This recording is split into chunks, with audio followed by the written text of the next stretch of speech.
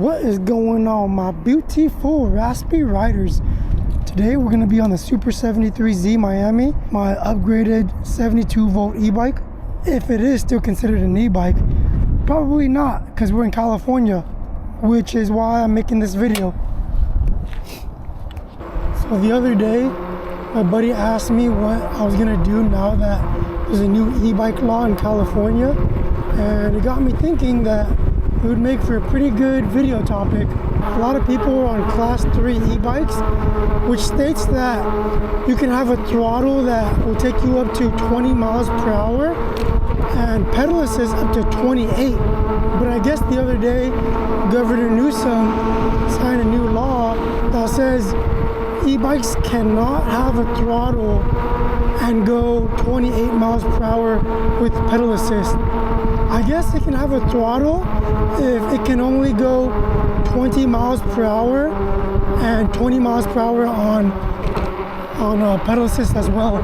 So essentially that's a class 2 e-bike. From my understanding, a class 3 e-bike is no longer allowed to have a throttle.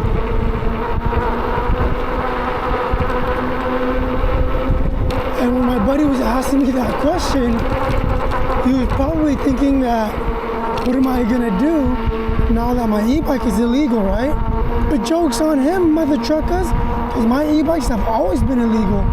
My e-bike was always way past a class 3 e-bike. Actually, a lot of bikes were already illegal. A lot of them can go past 28 miles per hour on throttle only. My very first bike, the Aerial Rider X class, that one could go at 33 miles per hour on just throttle. Of course, it was limited to off-road use only, off-road use, but everyone would use them on-road anyways. So am I worried that there's going to be a new law going into effect? Nope. And I'll tell you why. The places that I ride at have way bigger problems to worry about. Let me give you an example of why I'm not worried about the cops pulling me over on my modified e-bikes. When I first moved into my condo in Long Beach, near downtown, it's a gated community, right? So usually you can pretty much tell who lives there and who doesn't. And there was a guy in there that was pretty much drugged up, either mentally ill or drugged up, but from my perspective, it looks like he was on some drugs. It could be both. Who knows? He could be a mentally ill guy that was on drugs. You know, this guy was loitering. He definitely didn't belong there. He was acting really weird. And none of my neighbors knew him either. So after calling the cops, nobody ever showed up. All right, that is like the lowest level of example I could use. About 2 weeks ago, my fiance saw a group of guys in a park. They were fighting. That park right by my condo is always having problems with people like fighting and drinking and smoking over there. It's just not a good park. It's not a park where kids hang out at.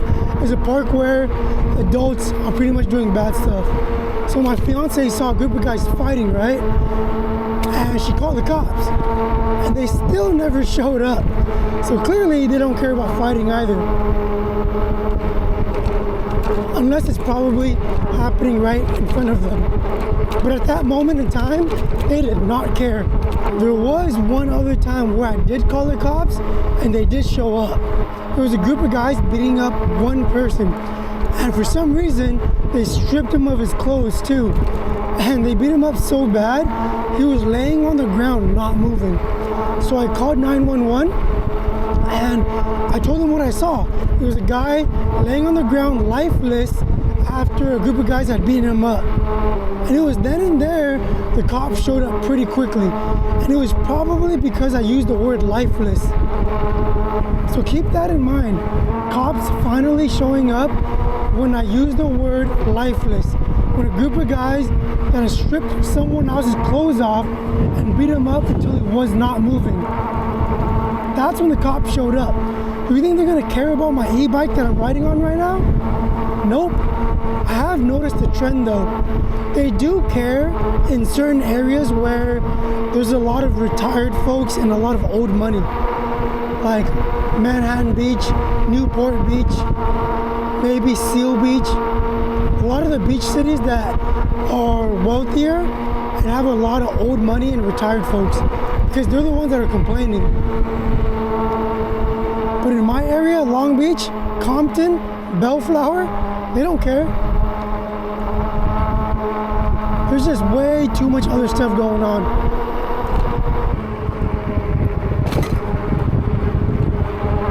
What did I just run over? Jesus.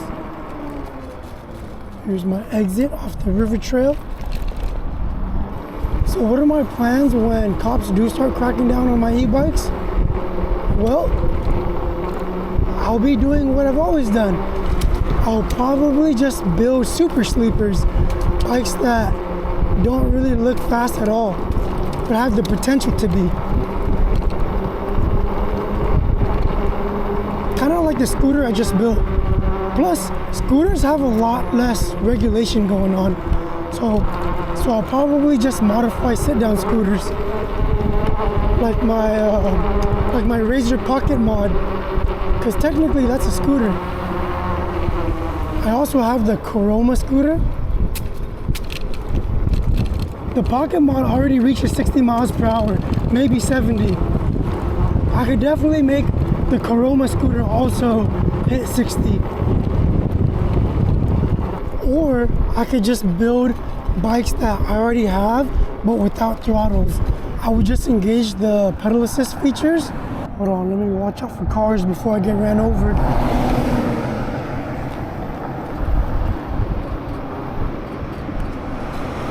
I could always build a bike that has pedal assist, take away the throttle, and then just ghost pedal.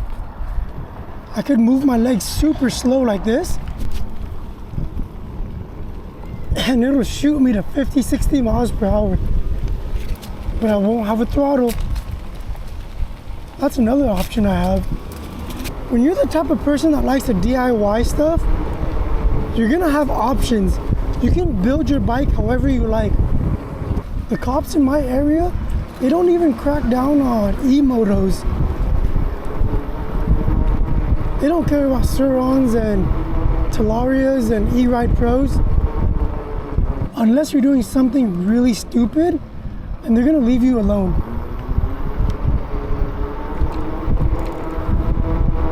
Also, for some reason, I feel like people leave me alone even more when I have my delivery bag on my rack with my Anioki.